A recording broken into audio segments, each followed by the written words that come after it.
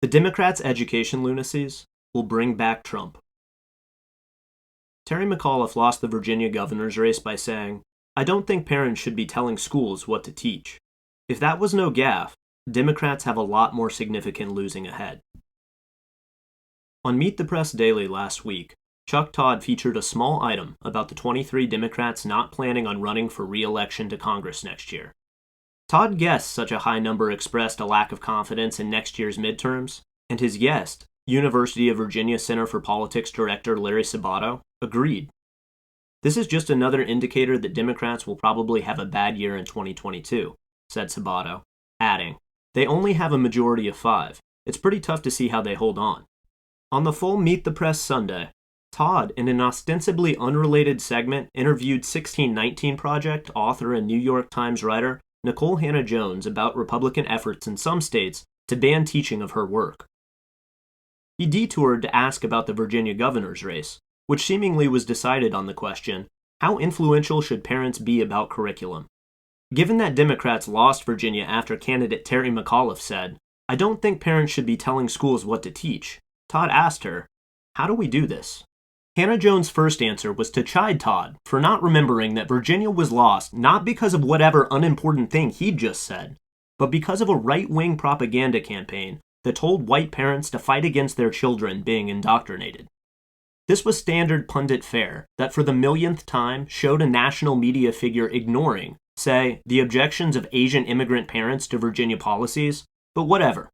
Her next response was more notable. "I don't really understand this idea that parents should decide what's being taught," Hannah-Jones said.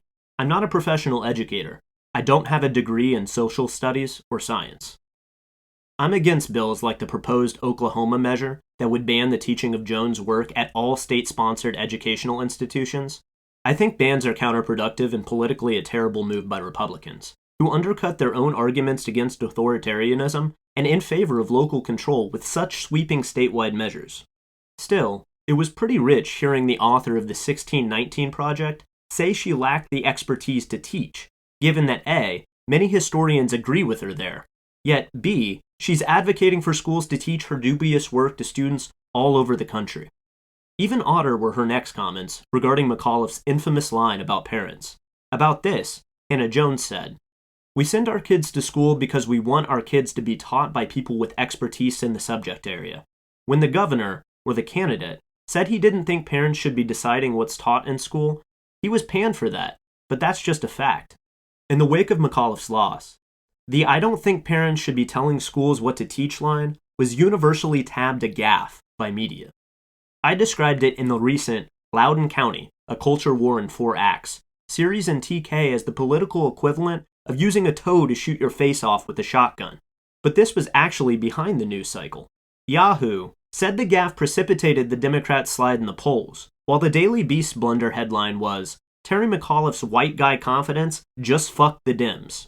However, much like the Hillary Clinton quote about deplorables, conventional wisdom after the gaffe soon hardened around the idea that what McAuliffe said wasn't wrong at all. In fact, people like Hannah-Jones are now doubling down and applying to education the same formula that Democrats brought with disastrous results to a whole range of other issues in the Trump years, telling voters that they should get over themselves and learn to defer to experts and expertise. This was a bad enough era in 2016, when neither Democrats nor traditional Republicans realized how furious the public was with experts on Wall Street who designed horrifically unequal bailouts, or experts on trade who promised technical retraining that never arrived to make up for NAFTA job losses, or Pentagon experts who promised we'd find WMDs in Iraq and be greeted as liberators there, and so on and so on. Ignoring that drumbeat and advising Hillary Clinton to run on her 25 years of experience as the ultimate Washington insider won the Democratic Party leader's 4 years of Donald Trump. It was at least understandable how national polls could once believe the public valued their professional governance on foreign policy, trade, the economy, etc. Many of these matters probably shouldn't be left to amateurs, although, as has been revealed over and over of late, the lofty reputations of experts often turn out to be based mainly upon their fluidity with gibberish occupational jargon.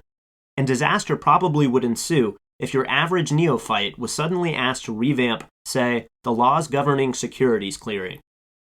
But parenting? For good reason, there's no parent anywhere who believes that any expert knows what's better for their kids than they do. Parents, of course, will rush to seek out a medical expert when a child is sick, or has a learning disability, or is depressed, or mired in 100 other dilemmas. Even through these inevitable terrifying crises of child rearing, however, all parents are alike in being animated by the absolute certainty, and they're virtually always right in this, that no one loves their children more than they do, or worries about them more, or agonizes even a fraction as much over how best to shepherd them to adulthood happy and in one piece. Implying the opposite is a political error of almost mathematically inexpressible enormity. This is being done as part of a poisonous rhetorical two-step. First, Democrats across the country have instituted radical policy changes, mainly in an effort to address socioeconomic and racial disparities. These included eliminating standardized testing to the University of California system, doing away with gifted programs, and rejecting the concept of gifted children in general, replacing courses like calculus with data science or statistics to make advancement easier, and pushing a series of near-parodical ideas with the aid of hundreds of millions of dollars from groups like the Bill and Melinda Gates Foundation that include things like denouncing emphasis on getting the right answer or independent practice over teamwork as white supremacy. When criticism ensued, pundits first denied as myth all rumors of radical change, then denounced complaining parents as belligerent racists unfit to decide what should be taught to their children, all while reaffirming the justice of leaving such matters to the education experts who'd spent the last decade plus doing things like legislating grades out of existence. This, parents should leave ruining education to us, approach cost McAuliffe, Virginia, because it dovetailed with what parents had long been seeing and hearing on the ground. The complaints of most Loudoun parents I spoke with about curriculum were usually double-edged. The first thing that drove many crazy was the recognition that whatever their kids were learning in school, it was less and less the basics of reading, writing, and arithmetic. Kids were coming home showing weird deficiencies in obvious areas of need, forcing parents, and especially working mothers, to devote long evening hours to catching their kids up on things like spelling and multiplication tables. I grew up laughing at the idea of homeschooling. I thought that was an idea for religious kooks, one mother told me. But after a while, I caught myself thinking, I'm doing all the teaching anyway, why not just cut out the middleman? Parents talked incessantly about the lowering standards in Loudoun, whether it was the dropping of midterms and finals in 2015, or the school's new retake policy, which not only set an arbitrary floor of 50% on all summative assessments, the word test has been out of use for at least a decade there, apparently because it puts too much pressure on students, but automatically allowed students to retake tests if they scored below 80%. The rule also required teachers to accept a humorous euphemism called late work. School bureaucrats are motivated in almost every case to not only avoid giving bad grades, but to preempt efforts to track children as ahead or behind by slotting them in certain classes. In a phenomenon replicated in other parts of the country, kids in Loudoun take the same math classes all the way through their junior years in high school, when they're finally allowed to take advanced courses. As a result, students who are ready for calculus sit in the same classrooms as students still struggling with pre-algebra, putting teachers in a nearly impossible bind. How do you design summatives for kids on such different levels? And all but guaranteeing that the bulk of kids don't learn much, or near enough. Some version of this dysfunction story is going on in districts all over the country. If you drill down into reasons, they usually come down to local bureaucrats discovering that lowering standards and eliminating measurable forms of achievement works as a short-term political solution on a variety of fronts, from equity politics to dealing with parent groups, teachers' unions, and public and private funding sources. Given these pressures, some policy moves are understandable, but even though most school systems get dealt impossible political hands, they routinely screw things up far worse than they need to. The usual pattern involves taking the easiest way out over and over, building bureaucracies full of institutionalized cop-outs and do-overs that mass-produce undereducated kids, angry parents, frustrated teachers, and too many prospering STEM camps and private consultancies that offer, and usually fail after collecting a fee, to pick up the slack. In Loudoun, a lot of these issues would have hovered below emergency levels, were it not for two developments. pandemic closures that allowed parents to see what their kids were and were not being taught, an outside equity assessment that gave parents a look into both their school's bizarre finances, a $500,000 no-bid consulting contract, and the slew of wild plans about to be implemented in the name of equity. As noted in the Culture War series, these latter ideas included everything from the elimination of standardized testing to a proposed ban on criticism of school policy, at work or at home, to the formation of an anonymous, non-white-only kid snitch network.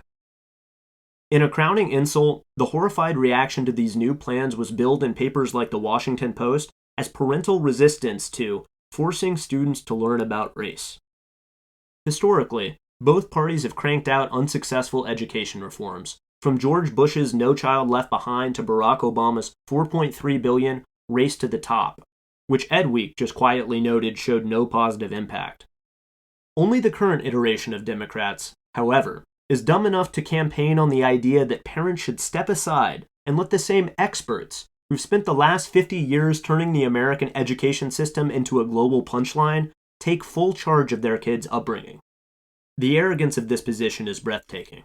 There is a debate to be had over whether public education, as New York put it after McAuliffe's loss, is a public good in which the citizenry at large is the essential stakeholder or a publicly provided private benefit for children and their parents. But the strategy of the educational establishment has been to put off the debate by denouncing as conspiracy theory the very idea that a discussion is even needed. Worse, the rhetorical stall usually involves this argument that parents lack the moral and intellectual standing to be part of the conversation. Even the Indian and Asian families, whose lives often revolve around their kids, and whose children made up over 70% of gifted programs in Loudoun before recent changes phased out the old race-blind admissions process, are being told by blue checks and cable pundits that their concerns are imaginary, a manufactured Fox News invention. These attitudes aren't merely unpopular. They're repellent to the point of making people want to sprint in a rage to the nearest ballot center to vote against them. People will certainly do that next year, and if nothing changes, in 2024 as well, even if Donald Trump is on the ticket. That's how repugnant these concepts look up close, no matter how many pundits try to deny it. The Biden administration seems to understand this, recently unveiling a plan to boost parent engagement when a new poll showed Democrats' lead on the education issue shrinking from 20 to 7 points. Parents' voices are critical to the success of our education system, Education Secretary Miguel Cardona said in a statement that read like a hostage note, adding, "They are our children's first and most influential teachers." This half-baked piece of PR writing, a pale copy of Republican Glenn Youngkin's Parents Matter slogan, won't work at all unless the administration follows up by sending 1,000 of their party's most dedicated educational cultists on a long fact-finding trip to Greenland. You can sell voters a lot on policies, but "we know how to raise your kids better than you" will never be one of them. Even a competent government wouldn't survive making this claim, let alone this one. Thanks for listening to the audio version of this article. For more, visit taibbi.substack.com.